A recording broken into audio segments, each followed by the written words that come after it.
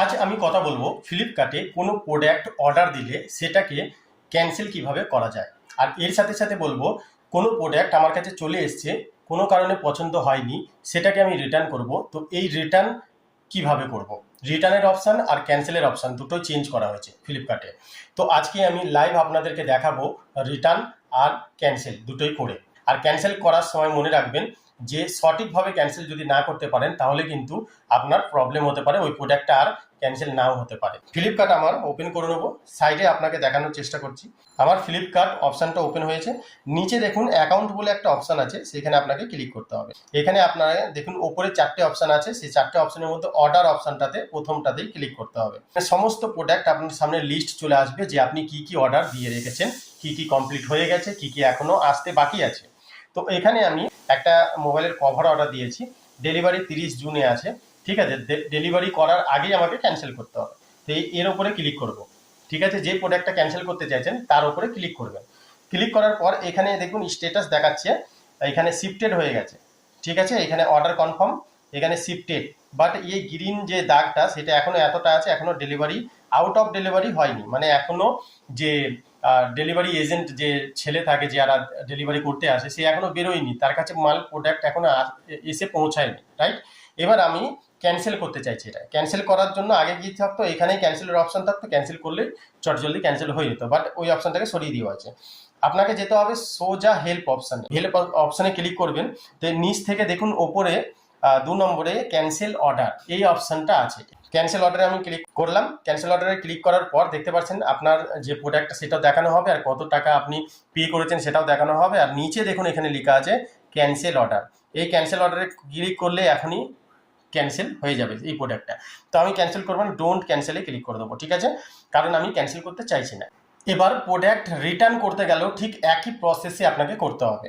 অ্যাকাউন্টে ক্লিক করবেন, অর্ডারে ক্লিক করতে হবে, কোন প্রোডাক্টটা আপনি রিটার্ন করতে চাইছেন। তো মনে করুন দেখুন একটা আমি দেখাচ্ছি এরকম, এই দেখুন রিফান্ড কমপ্লিট, দেখুন এই দেখুন দেখতে পাচ্ছেন আপনি। এটা আমি অর্ডার দিয়েছিলাম, ভালো লাগেনি, 2-3 দিন পর আমি এটাকে রিটার্ন করে দিয়েছি আর রিফান্ড হয়ে গেছে। রিফান্ড কমপ্লিট, কত টাকা, 243 টাকা। তো কমপ্লিট, এই দেখুন সবুজ পাড়ান লেখা আছে, কমপ্লিট হয়ে গেছে। তো রিটার্ন কিভাবে করতে হয় দেখুন, মনে করুন আমি এটাকে রিটার্ন করতে চাইছি, এটা কিছুদিন আগেই এসেছিল আমার কাছে। ঠিক আছে, এই প্রোডাক্টটা, তো এটাকে আমি রিটার্ন করতে যাচ্ছি, এর উপরে ক্লিক করব। এখানে আমাকে আবার হেল্প অপশানে যেতে হবে। হেল্প অপশানে যাব, দেখুন এখানে অপশান দিয়ে দিয়েছে রিটার্ন দিস আইটেম।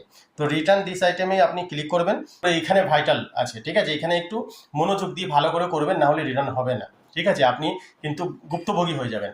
তো এইখানে আসার পর এখানে 3টে অপশান দেখাচ্ছে। এখানে আপনার কি রিজন হয়েছে যার কারণে আপনি রিটার্ন করতে চাইছেন। প্রথমে লেখা আছে রিসিভ রং আইটেম। মনে করুন আপনার কালার ডিফারেন্ট এসছে, মানে ব্ল্যাক কালার দিয়েছিলেন লাল চলে এসছে, আপনার প্রোডাক্টের রং এসছে, মানে যেটা আপনি অর্ডার দিয়েছে সেটা আসেনি, অন্য কিছু চলে এসছে। তো সেটা আপনি এখানে ক্লিক করতে পারবেন। নেক্সট হচ্ছে এখানে product is missing in this package.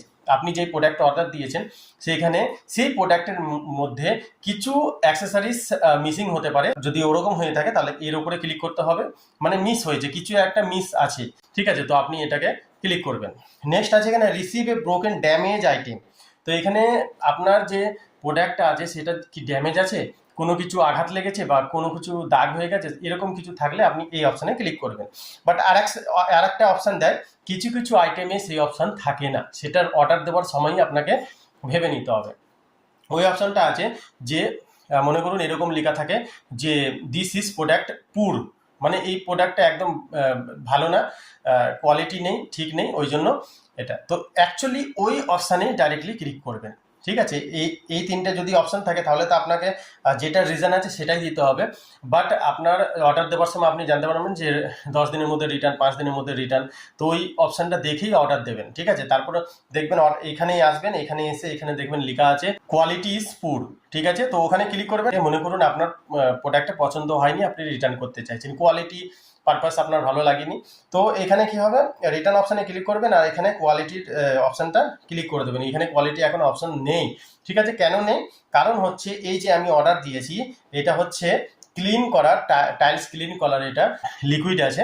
তো সেই কারণে এটা কিন্তু আগেই অর্ডার দেওয়ার আগেই কিন্তু এটা লেখা থাকে যে এটা রিটার্ন হবে না, রিপ্লেস হবে। ঠিক আছে, তো রিপ্লেস যদি থাকে তাহলে কিন্তু রিটার্ন করতে একটু অসুবিধা হয়। অর্ডার দেবেন তখনই লেখা থাকবে যে রিটার্ন 10 ডেজ রিটার্ন বা 10 ডেজ রিপ্লেসমেন্ট। তো 10 days রিটার্ন থাকবে, ওটাই কিন্তু রিটার্ন হবে। তো ওই অপশানটাতে আপনাদের ক্লিক করে যে প্রোডাক্ট কোয়ালিটি ইজ পুর, ওই অপশানে ক্লিক করবেন, ডাইরেক্ট আপনার রিটার্ন হয়ে যাবে। ঠিক আছে, কিচ্ছু করতে হবে না, রাইট? তো এইভাবে আপনারা রিটার্ন করতে পারবেন। রিপ্লেসমেন্ট যদি অপশান থাকে আর আপনি অর্ডার দিয়ে ফেলেছেন, সেটাকে রিটার্ন কিভাবে করতে হবে সেটাও একটা পারপাস ভিডিও বানিয়ে দেবো, একদম কমপ্লিটলি ভিডিও বানিয়ে দেবো। সেই ভিডিওতে আমি আপনাকে দেখাবো যে কীভাবে সেই রিপ্লেস প্রোডাক্টটাকে রিটার্ন করতে হয়। ঠিক আছে, আমি অনেকবার করেছি, আপনাদেরও শিখে দেবো। আপনার যদি ওই সমস্যা হয় কমেন্ট অবশ্যই করবেন, লাইক শেয়ার অবশ্যই করবেন। অনেক অনেক ধন্যবাদ।